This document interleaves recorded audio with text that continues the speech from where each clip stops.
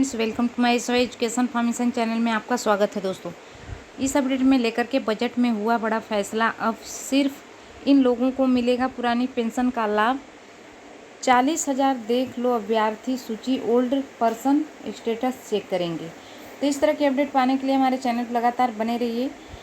पहली बार विजिट करें चैनल को सब्सक्राइब कर लेना, बेल आइकन को भी प्रेस करना ताकि हर वीडियो की नोटिफिकेशन ईजी से प्रोवाइड हो सके। ओल्ड पेंशन स्टेटस से केंद्र सरकार के कर्मचारियों के लिए पेंशन व्यवस्था में बदलाव की संभावना फिर से चर्चा में है। पुरानी पेंशन योजना ओपीएस और आई पेंशन योजना एनपीएस के बीच में तुलना करते हुए आइए जानते हैं इस महत्वपूर्ण मुद्दे के बारे में। तो पुरानी पेंशन योजना क्या थी और पुरानी पेंशन योजना में सरकारी कर्मचारियों को रिटायरमेंट के बाद उनके आखिरी वेतन का आधा हिस्सा पेंशन के रूप में मिलता था। इस योजना में पूरा पैसा सरकार देती थी और यह व्यवस्था कर्मचारियों और उनके परिवार को आर्थिक सुरक्षा देती थी। नई पेंशन योजना कब और क्यों आई? 2003 में वाजपेयी सरकार ने पुरानी पेंशन योजना को बंद कर दिया और 1 अप्रैल 2004 से नई पेंशन योजना शुरू की गई। इन योजना में कर्मचारियों को कम से कम 40% पेंशन मिलती है, जो पुरानी योजना के 50% से कम है। यह योजना उन लोगों के लिए है जिन्हें 1 अप्रैल 2004 के बाद नौकरी शुरू की। बहुत समय से केंद्र सरकार के कर्मचारी पुरानी पेंशन योजना को वापस लाने की मांग कर रहे हैं। उनका कहना है कि पुरानी पेंशन योजना उन्हें ज़्यादा सुरक्षा देती थी और कई राज्य सरकारों ने पहले ही पुरानी योजना को फिर से शुरू कर दिया है, जिससे केंद्र सरकार पर भी दावा बढ़ रहा है। सरकार क्या कह रही है? अभी तक सरकार का रुख साफ नहीं है।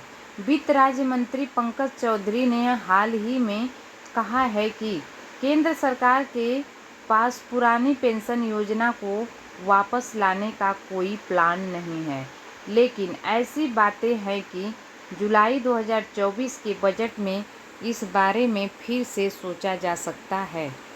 पुरानी और नई पेंशन योजना में कुछ बड़े फर्क हैं। पुरानी योजना में पेंशन आखिरी वेतन का 50% थी, नई में 40% है।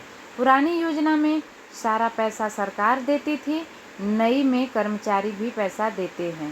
पुरानी योजना ज़्यादा सुरक्षा देती थी, नई योजना सरकार पर कम बोझ डालती है। पेंशन का मुद्दा लाखों सरकारी कर्मचारियों और उनके परिवारों के भविष्य से जुड़ा है। सरकार को कर्मचारियों की मांगों और देश की आर्थिक हालात के बीच संतुलन बनाना होगा और यह एक मुश्किल काम है। आने वाले समय में यह देखना रोचक होगा कि सरकार इन नाजुक मुद्दे पर क्या फैसला लेती है। क्या वह पुरानी पेंशन योजना को वापस लाएगी या नई योजना में कुछ बदलाव करेगी, या फिर सब कुछ जैसा है वैसा ही रहेगा?